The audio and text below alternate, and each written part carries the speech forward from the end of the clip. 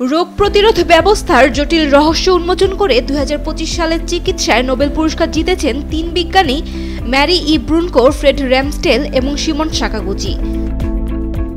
সোমবার বাংলাদেশ সময় বিকেলে সুইডেনের স্টকহোমে আয়োজিত এক অনুষ্ঠানে নোবেল কমিটি তাদের নাম ঘোষণা করে। নোবেল কমিটি জানায়, মানবদেহের শক্তিশালী ইমিউন সিস্টেমকে কিভাবে নিজেরই বিরুদ্ধে কাজ করা থেকে বিরত রাখা যায় সেই যুগান্তকারী গবেষণার স্বীকৃতি স্বরূপ এই 3 বিজ্ঞানীকে পুরস্কৃত করা হয়েছে।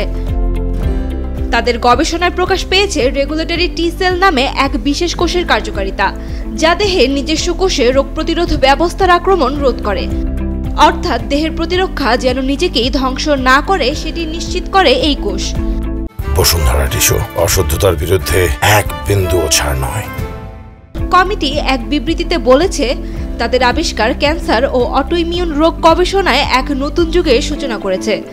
এই আবিষ্কার ভবিষ্যতে নানা জটিল রোগের চিকিৎসায় দিক নির্দেশনা দেবে। 3 জন পুরস্কার জয়ীর মধ্যে ম্যারি ই ব্রুনকো ও ফ্রেড র্যামস্টেল যুক্তরাষ্ট্রের নাগরিক, আর সিমন সাকাগুচি জাপানের। উল্লেখ্য, প্রতি বছরের মতো এবারও নোবেল সপ্তাহ শুরু হয়েছে চিকিৎসা বিজ্ঞানের ঘোষণা দিয়ে।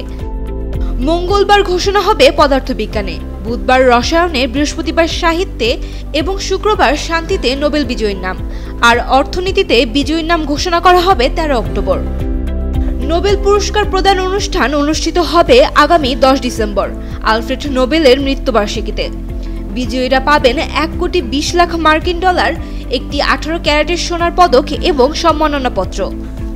Sayem Akter, Daily Sun.